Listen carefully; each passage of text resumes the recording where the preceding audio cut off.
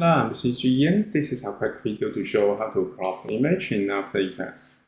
After starting After Effects, we can click New Composition to create a new composition.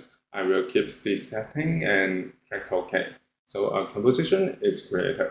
Next, we can go to File folder. I have an image. I drag into After Effects project to import the image. And then I drag into Composition to import this image to Composition.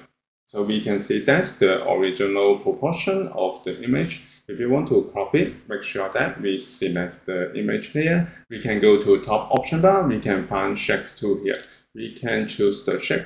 For example, I choose rectangle tool and use left mouse button, click and drag to crop image. We can press shift to make a square and release the mouse button to confirm it.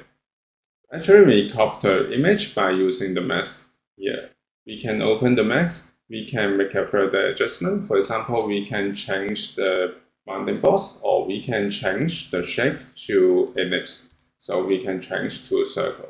So this is how we can crop image in After Effects. Thank you for watching this video. Hope this helped. Please subscribe this channel. More video will be shared with you. I'm CG Yin. See you in the next video.